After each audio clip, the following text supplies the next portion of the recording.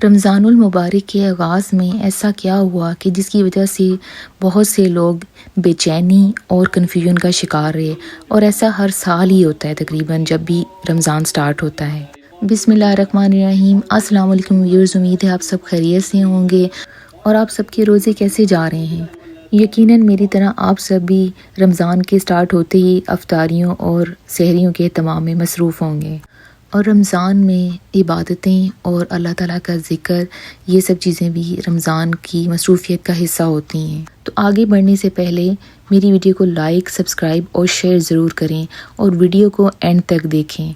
Video भी interesting है और इसका टॉपिक भी बहुत इंटरेस्टिंग है। मेरी रमज़ान की तैयारियां अभी तक ख़त्म नहीं हुई, इसलिए मुझे आज भी टेस्को आना पड़ा, इसलिए कि मेरे घर में फ़्रेश फ्रूट्स और कुछ सब्ज़ियां और कुछ ज़रूरी चीज़ें अभी भी शॉर्ट थीं, तो मैं पहुंची टेस्को। रमज़ान के लिए मैं जो ग्रॉसरी करती हूँ वो मैं रमज़ान से कुछ देर पहले ही कर लेती हूँ, लेकिन कुछ ख़ास आइटम्स ऐसी होती हैं कि जो मैं बिल्कुल रमज़ान के स्टार्ट में करती हूँ, जैसे फ़्रेश फ्रूट्स हैं या कुछ वेजिटेबल्स हैं, क्योंकि अगर मैं उन्हें पहले लाकर स्टोर कर लूँ तो वो रॉटन हो जाती हैं या ख़राब हो जाती हैं।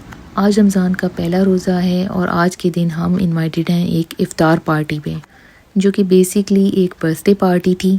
तो ये दोनों इवेंट्स जो हैं वो कंबाइन कर दिए गए, लेकिन इस इवेंट के पीछे भी एक स्टोरी है जो कि मैं आपको बाद में बताऊंगी। तो पहले मैं तानू खाला अपना जोड़ा।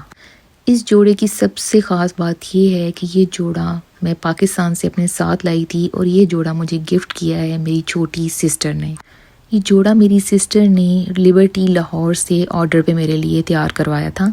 इस जोड़े का जो फैब्रिक है वो रॉ सिल्क है और आप इसकी शाइन से अंदाज़ा कर रहे होंगे कि कितनी खूबसूरत इसकी शाइन है और ये कितना ग्रेसफुल लग रहा है ये फैब्रिक। इसके ऊपर खूबसूरत कटवर्क का काम हुआ हुआ है और इसके साथ ऑर्गेन्जा का दुपट्टा है और ऑर्गेन्जा के दुपट्टे भी बड़ी खूबसूरत डिटेलिंग हुई हुई है, कटवर्क हुआ हुआ है सेम जैसा शर्ट पे है और ये बहुत ही खूबसूरत है। इसके बटन्स भी बहुत खूबसूरत हैं और नो डाउट इसका कलर भी बहुत हसीन है। तो इसके साथ मैंने मैच की हैं अपनी कुछ एक्सेसरीज़, जो आप देख सकते हैं, मेरी वॉच और मेरा क्लच, और साथ में मैंने इसके वेलवेट की एक कढ़ाई वाली शॉल है मैरून कलर की, वो इसके साथ मैच की है। और ज्वेलरी में मेरे पास ये एक माला थी, वो मैंने इसके साथ सेट की है और साथ में इयररिंग्स और रिंग्स जो हैं वो मल्टी कलर के मेरे पास पड़े थे, वो भी मैंने इसके साथ जो है वो मैच किए हैं, जो कि बहुत ज़्यादा इसके साथ स्टैंड आउट हो रहे हैं। तो अब आप बताएं कि आपको मेरा ये जोड़ा कैसा लग रहा है कि नहीं हसीन जोड़ा। तो चलो जी, इस जोड़े नू पा के असी भी हसीन बन जाइए। तो चलें जी, वीडियो के टॉपिक पे दोबारा वापस आते हैं। तो मैं आपको बता रही थी कि ये जो इफ्तार पार्टी या बर्थडे पार्टी हो रही है, इसके पीछे भी एक स्टोरी है। तो स्टोरी ये है कि मेरे इन लॉज में किसी की बर्थडे थी जो कि फ़र्स्ट रमज़ान पे आ रही थी, तो उन्होंने इस बर्थडे को इफ्तार पार्टी में चेंज कर दिया। तो जब रमज़ान के पहले रोज़े की अनाउंसमेंट हो रही थी तो उस वक्त रात के तकरीबन 9 बज रहे थे और अचानक हमारी मस्जिद से हमें मैसेज आया कि जो हमारा रोज़ा है वो एक्चुअली कल नहीं है बल्कि उससे नेक्स्ट डे है। तो इस अनाउंसमेंट की वजह से हमें खासी बेचैनी और कन्फ्यूजन हुई। तो ये कोई नई बात नहीं है, तकरीबन हर साल ही रमज़ान के स्टार्ट में ऐसा ही होता है। इसी तरह जब ईद नज़दीक आती है तो उस पे भी यही मसला होता है कि बहुत ही कॉन्ट्रडिक्शंस हमें फ़ेस करनी पड़ती हैं। कुछ लोग एक दिन पहले ईद कर रहे होते हैं और कुछ लोग एक दिन बाद ईद कर रहे होते हैं। मैं हमेशा से ये समझती थी कि ये मसला जो है ये सिर्फ पाकिस्तान में पेश आता है, तो यूके में ऐसा नहीं होगा, लेकिन यूके में भी सेम ऐसे ही मसले पेश आते हैं। तो ऐसा क्यों है आखिर? तो ये सारे मसले जो हैं वो डिफरेंट मजहबी जो फ़िरके हैं उनकी वजह से हैं। तो ले जी, मैंने अपना हसीन जोड़ा जो है वो पहन लिया है। मुझे तो ये जोड़ा पहना हुआ बहुत ही हसीन लग रहा है। अब आपने बताना है कि आपको कैसा लग रहा है। अच्छा जी, वापस आते हैं अपनी स्टोरी के ऊपर। तो हुआ ये कि जब रात 9 बजे अनाउंसमेंट हुई पहले रोज़े की, तो उसमें हमें तो पता चल गया कि हमारा रोज़ा जो है वो एक दिन बाद में है, लेकिन कुछ लोग जो हैं वो डिफरेंट मजहबी फ़िरक़ों को फॉलो कर रहे थे, तो उनके जो रोज़े थे वो अगले दिन यानी नेक्स्ट डे थे।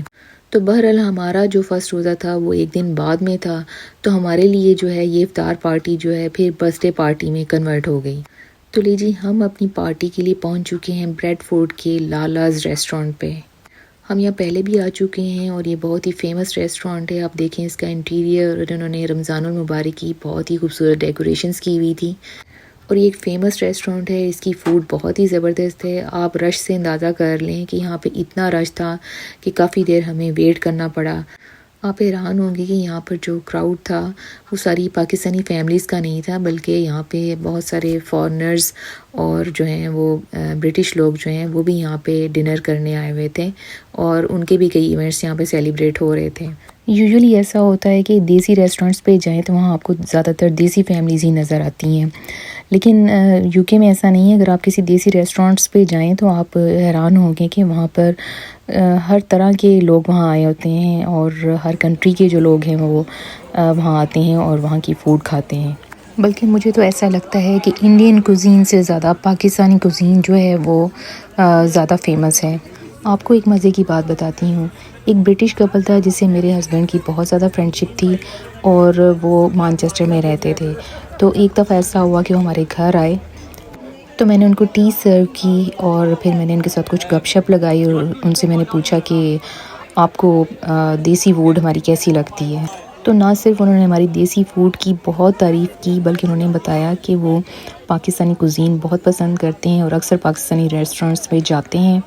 और मैं बहुत हैरान हुई जब उन्होंने मुझे बताया कि उनकी फ़ेवरेट जो देसी डिशेस थीं वो थी चिकन दो प्याज़ा और ज़रता और साथ में पकौड़े। चलें जी, आते हैं अपनी वीडियो की तरफ।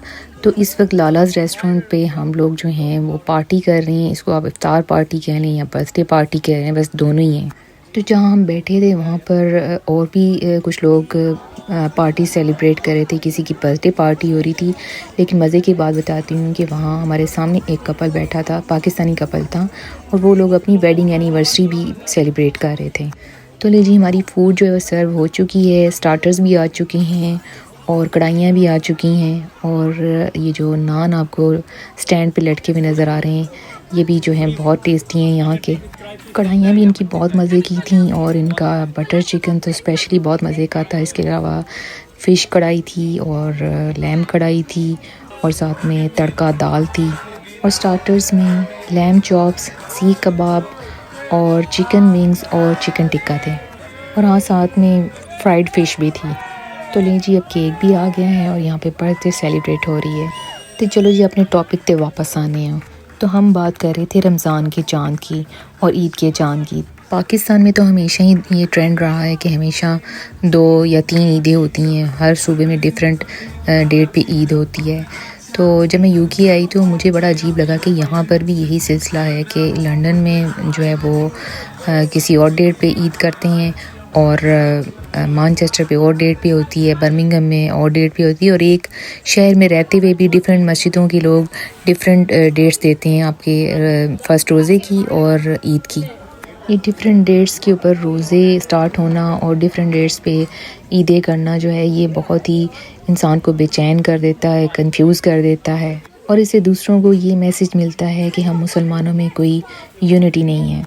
तो मेरे ख़्याल में हमारे जो स्कॉलर्स हैं और जो हमारे मौलवी हज़रात हैं उनको इस इशू के बारे में सीरियसली सोचना चाहिए कि ये हर दफ़ा जो है 2-2 3-3 ईदें और रमज़ान के जो स्टार्ट होने की डेट है उसमें इतने डिफरेंसेस जो हैं वो नहीं होने चाहिए। आपकी इस बारे में क्या राय है, आप भी बताइए कि क्या आप भी समझते हैं कि एक ही डेट पे जो है वो रोज़ा स्टार्ट होना चाहिए और ईद भी एक ही होनी चाहिए। तो लो जी, साड़ी पार्टी जड़ी है हुन मुक गई है और हम जा रहे हैं अपने अपने घरों को। तो बस ये मेहमानों को फाइनली मिल रहे हैं और खुदाफिज कर रहे हैं, क्योंकि टाइम काफ़ी हो चुका था तो हमें घर भी पहुंचना था और सहरी की तैयारी भी करनी थी। सहरी की बात करते हुए मुझे अपना बचपन याद आ गया। तो हम जॉइंट फैमिली सिस्टम में रहा करते थे और क्या मज़े के दिन हुआ करते थे, इतनी यूनिटी होती थी, सब लोग इकट्ठे सहरी करते थे और इकट्ठे इफ्तारी करते थे। मैं जब बिल्कुल छोटी सी हुआ करती थी तो मैं भी अपनी अम्मी से कहा करती थी कि मुझे रोज़े रखने हैं, तो अम्मी कहती थी नहीं अभी तुम छोटी हो। तो मेरी एज ग्रुप के बच्चों को स्पेशली एक रोज़ा रखवाया जाता था जिसको कि चिड़ी रोज़ा कहते थे। क्या आपको भी याद है चिड़ी रोज़ा? और क्या आपको याद है कि चिड़ी रोज़ा कैसे रखा जाता था? और सबसे मज़े की बात ये थी कि चिड़ी रोज़ा रखकर हम हर चीज़ रूटीन में खा पी रहे होते थे और स्टिल हमें लगता था कि हमारा रोज़ा है। तो जी, हम घर पहुंच चुके हैं और ये मैं आपसे शेयर कर रही हूँ कि ये रमज़ान का एक गिफ्ट है जो हमें हमारी एक प्यारी सी फैमिली मेम्बर हैं उन्होंने दिया है। इसमें बड़ी ज़बरदस्त चीज़ें हैं। इसमें ये चॉकलेट का बॉक्स है, बेल्जियन चॉकलेट का, और साथ में इसके हैं स्पेशल ये खजूरें हैं, खजूरों का बॉक्स है, और रूह अफ़ज़ा है, और इसमें इमली सॉस है और ग्रीन सॉस है यानी मिंट की चटनी है, और इसमें एक फैनी है और पफ पेस्ट्रीज़ हैं, और साथ में दही बड़ा मसाला जो है वो है। यानी उन्होंने हमें पूरा फुल रमज़ान पैकेज दिया है। हमने बच्चों को घर ड्रॉप किया और साथ में ये गिफ्ट भी घर ड्रॉप किया, और उसके बाद हमारे इन लॉज़ में से किसी ने हमें अपने घर इनवाइट किया हुआ था कि थोड़ी देर के लिए हम वहाँ आएँ और वहाँ पे उनके साथ बैठ के गपशप करें और चाय का कप पिएँ। ऑल्दो हमें चाय की कोई तलब नहीं थी, लेकिन फिर भी ज़ाहिर बात है अगर कोई इस तरह इनवाइट करे तो फिर जाना पड़ता है। तो बस जी हम उधर गए चाय पे, तो वहाँ बस चाय पीते पीते और गपशप करते करते काफ़ी टाइम हो गया और काफ़ी देर हो गई, और हम वहाँ से काफ़ी लेट घर पहुँचे। तो बस सहरी जो है वो उसमें कुछ घंटे ही बाकी थे, तो फिर मुझे नींद नहीं आ रही थी। मुझे स्ट्रेस था कि अगर मैं सो गई तो कहीं सहरी भी मेरी आँख ना खुले, तो लिहाजा मैं जागती रही। और फिर ये कि मैंने सहरी की तैयारी की, और सहरी में आज बन रहे थे आलू के पराठे, शामी कबाब के सैंडविच और मेरे लिए ब्रेड। तो व्यूअर्स ये थी मेरी स्टोरी फर्स्ट रमज़ान के हवाले से। उम्मीद है आपको मेरी वीडियो पसंद आई होगी। अब आपने इस वीडियो को लाइक, सब्सक्राइब और शेयर ज़रूर करना है, और आपने मुझे कमेंट्स में ये बताना है कि आपको मेरा ड्रेस कैसा लगा, और आपने कमेंट्स में वीडियो के टॉपिक से रिलेटेड भी कमेंट्स देने हैं। तो इंशाल्लाह रमज़ान से मुतल्लिक मज़ीद वीडियोज़ में हम दोबारा मिलेंगे अच्छे अच्छे टॉपिक्स के साथ। तो रमज़ान में अपना बहुत सारा ख्याल रखिएगा। ओके जी, स्टे ट्यून्ड। अल्लाह हाफिज़।